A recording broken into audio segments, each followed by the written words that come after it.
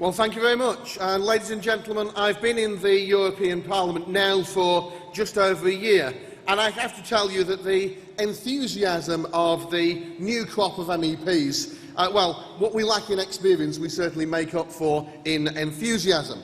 I see my job out there as being to work to hold the European Union, the European Commission, to account, pointing out when they are breaking their own rules and working together with my colleagues to provide what is much needed opposition in that place.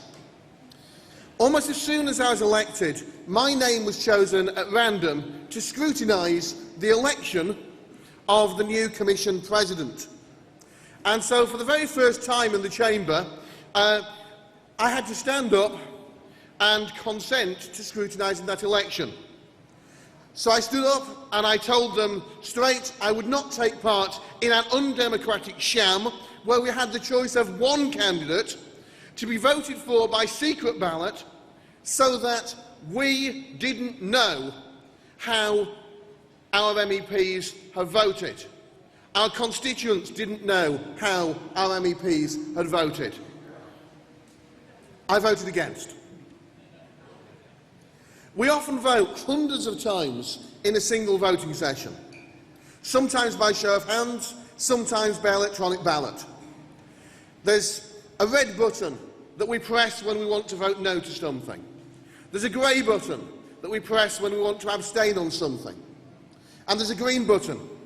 I've been asking my colleagues time and time again, and none of them can tell me what on earth the green button is for.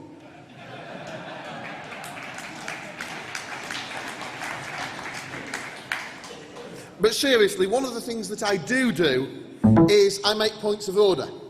In one vote, they actually disabled the red button. They gave us the choice of voting yes or abstaining, but no opportunity whatsoever to vote no. So I stood up on a point of order and pointed out to President Schulz that the Parliament's rules of procedure don't allow him to do that. Of course, he waved it away, did it anyway, and that's how it works out there. They ignored the rules as well when I tried to cancel the rest of the day's proceedings as a protest against the undemocratic way they dealt with the TTIP issue. The rules required them to call an immediate vote, and they stalled and delayed for almost an hour to allow the Europhiles to pack the chamber against us. Now let's get rid of this nonsense media stereotype that UKIP MEPs don't do any work. I know I've spoken more times than any other British MEP of any party in the Parliament since being elected. My voting record out there is 98%.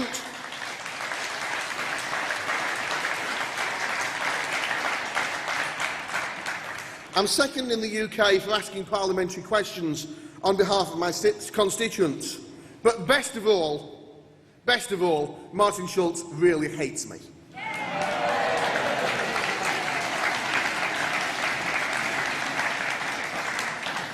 This week in the Budget Committee, we're voting on amendments to the EU budget for this year.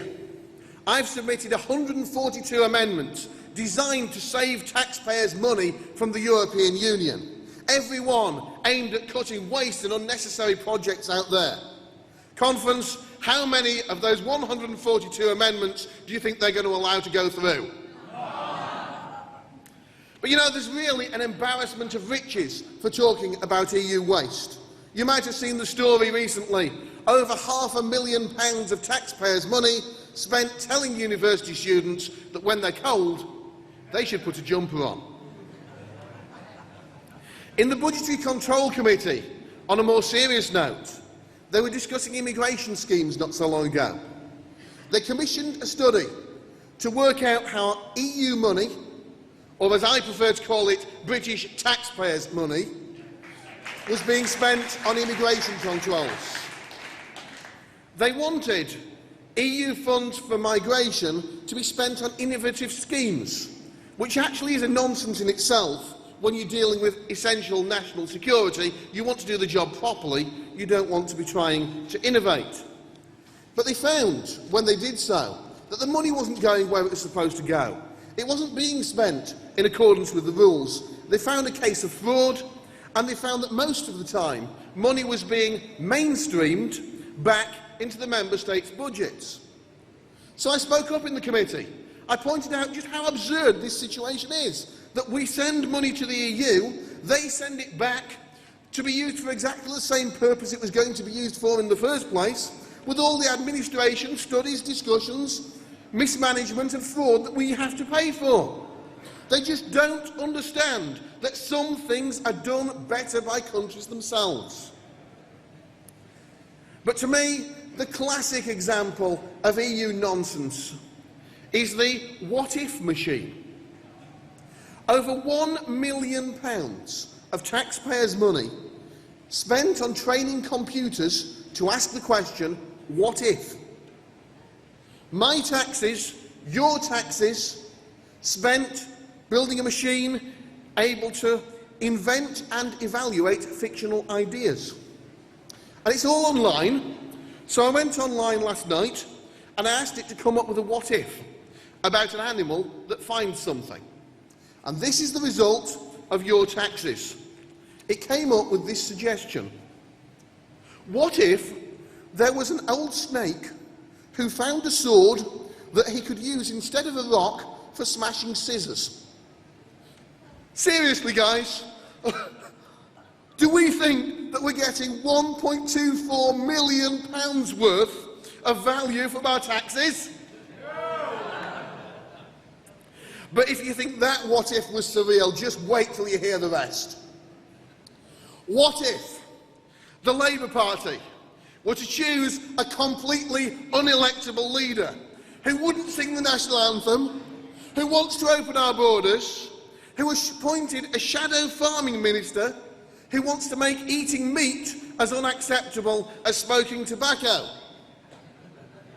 Ladies and gentlemen, the stakes are too high. We must keep Labour out. A leader who gives senior roles to one person who supported terrorism and another who's a convicted arsonist.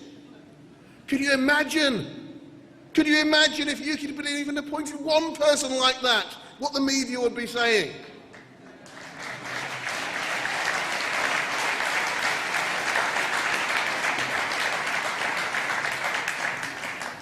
Personally, I thought the what if about the snake was the more believable one.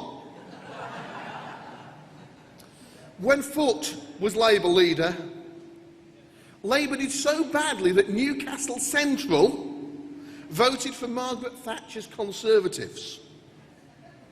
Corbyn's even worse than Foot.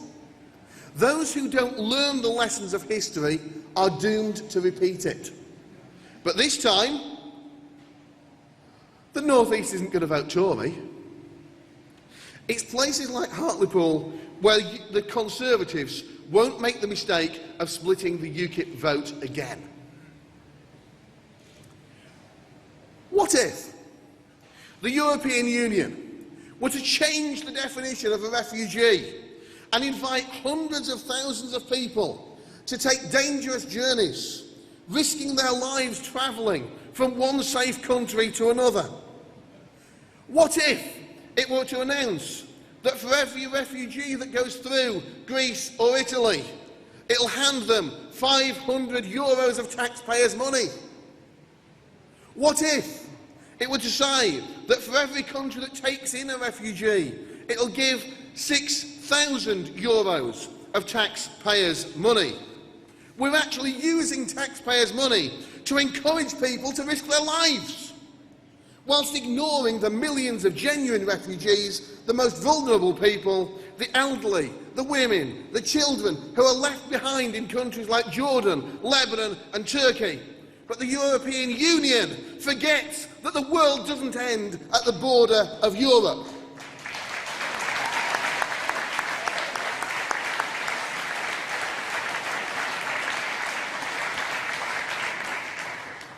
What if the United Nations were to give Saudi Arabia the chair of human rights committees?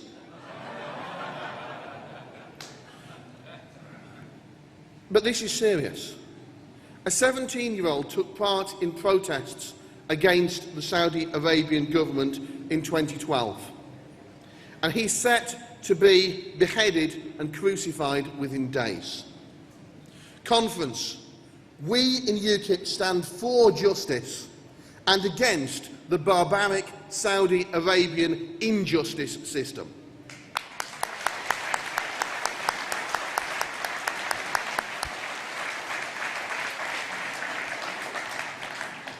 Can you remember last year when the EU sent us a £1.7 billion bill because they'd recalculated how much of our money they want going back to the 1990s?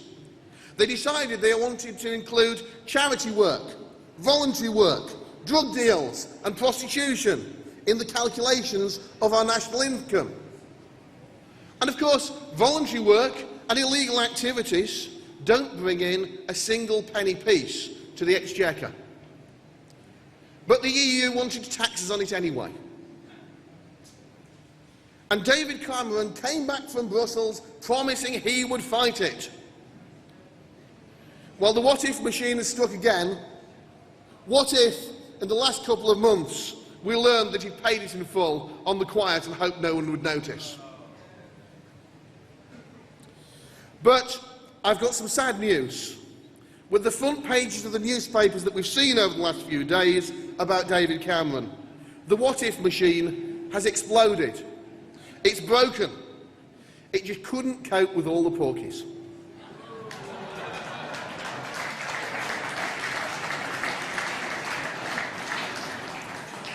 The bottom line, though, ladies and gentlemen, on the EU budget is that we're better off outside than in. Even after every single bizarre example of EU spending, this money that we get back that doesn't do anything for us, even after that, we'll still give the EU £11.3 billion more than we get back. That's not my figure, that's an Office for Budget Responsibility figure. We need to win this referendum campaign. The lessons to learn from my experience are very, very simple. One-size-fits-all laws for 28 countries make us all uncompetitive.